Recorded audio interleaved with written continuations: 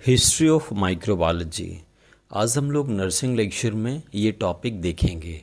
History of microbiology में आपको different scientist का जो कंट्रीब्यूशन है माइक्रोबायोलॉजी में वो आपको जानना होता है। तो सबसे पहले हम लोग देखेंगे A1 लेवेनहुक।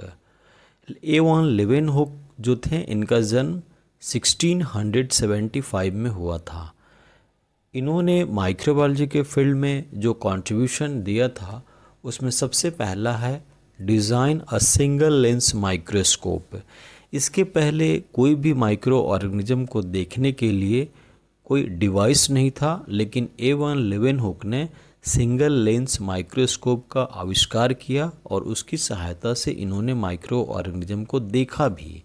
उसके बाद इन्होंने जो डिजीज़ काउजिंग माइक्रोब्स थे उसको इन्होंने डेमोस्ट्रेट किया और उसका नाम उन्होंने एनिमाक्यूलस दिया।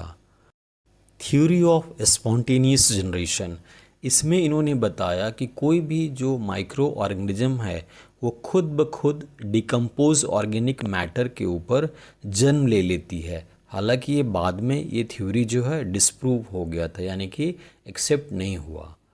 यह है आपका A1 लेवेनहुक का हैंड लेंस सिंगल माइक्रोस्कोप, जिसको इन्होंने डिज़ाइन करा था माइक्रो ऑर्गेनिज्म को देखने के लिए। नेक्स्ट जो आपका हिस्ट्री ऑफ माइक्रोबायोलॉजी में जो साइंटिस्ट हैं जिनका माइक्रोबायोलॉजी में कंट्रीब्यूशन है उनका नाम है लुईस पास्चर्स। इन्हीं को हम लोग फादर ऑफ माइक्रोबायोलॉजी कहते हैं। इनका जो टाइम पीरियड था वो 1822 से लेकर के 1895 तक था।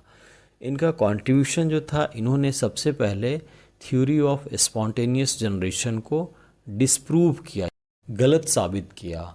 माइक्रो ऑर्गेनिज्म के बारे में इन्होंने कहा कि microbes did not rise spontaneously in media, Indeed present in the air, but air itself does not create microbes.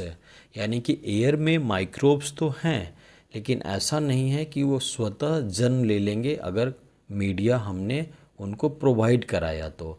इसके लिए उन्होंने लॉन्ग नेक फ्लास्क का सहायता लिया और इसमें कल्चर मीडिया को रखने के बाद कुछ दिनों तक छोड़ दिया। तो अगर स्वतः माइक्रोब्स बन जाते तो इस मीडिया के अंदर भी माइक्रो ऑर्गेनिज्म जनरेट हो जाता, लेकिन लॉन्ग नेक फ्लास्क की वजह से एयर अंदर जा नहीं रहा था और कोई भी माइक्रो ऑर्गेनिज्म ग्रो नहीं कर रहा था। इस तरह से इन्होंने A1 लेवेनहुक के थ्योरी को खारिज कर दिया था। नेक्स्ट है आपका लुईस पास्चर का थ्योरी ऑफ फर्मेंटेशन इन्होंने दिया था। पास्चराइजेशन टेक्निक भी लुईस पास्चर ने ही दिया था।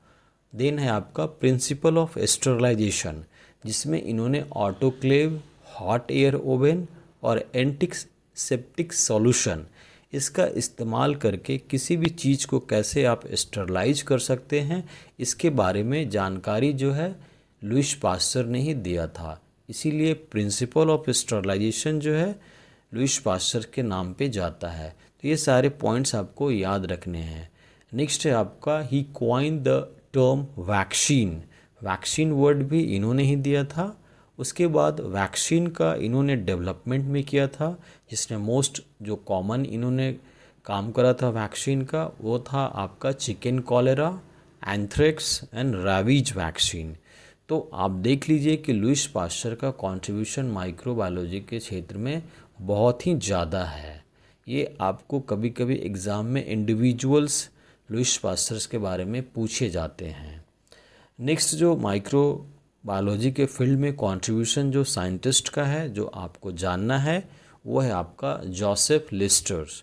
जोसेफ लिस्टर्स 1827 से लेकर के 1920 तक इनका लाइफ पूरा रहा था और इन्हीं को हम लोग फादर ऑफ एंटीसेप्टिक सर्जरी कहते हैं। इन्होंने डिस्कवर करा था antiseptic solution carbolic acid. Then है आपका Robert Koch, father of bacteriology. इन्होंने जर्म थ्योरी ऑफ डिजीज़ को दिया था, एक थ्योरी इन्होंने बताया था। इसी को हम लोग कॉश पास्चुलेट्स भी कहते हैं। कॉश पास्चुलेट्स में क्या है, the bacteria should be always be found in association with lesion of the disease, then it should be possible to isolate the bacterium from legion.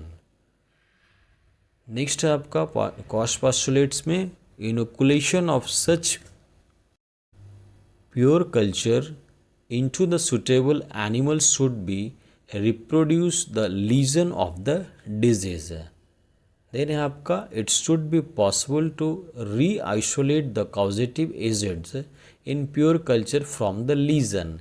Specific antibodies against the bacterium should be demonstrated in the patient suffering from the disease.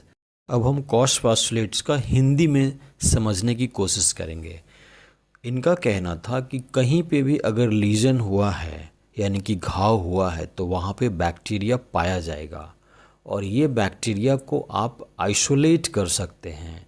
और जब आप इसको isolate करते हैं तो इसको किसी दूसरे एनिमल में अगर आप इंजेक्ट करेंगे तो उसी टाइप का लीजन उस एनिमल में काउज करेगा जैसा पहले वाले ह्यूमन बॉडी या एनिमल में था। उसके बाद उस एनिमल से आप दोबारा उसको रीआइसोलेट कर सकते हैं प्योर कल्चर के फॉर्म में।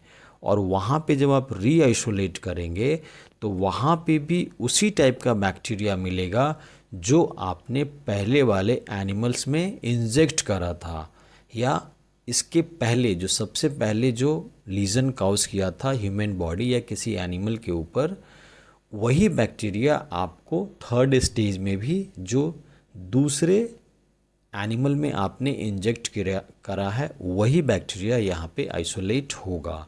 तो ये है आपका pure culture from the legion.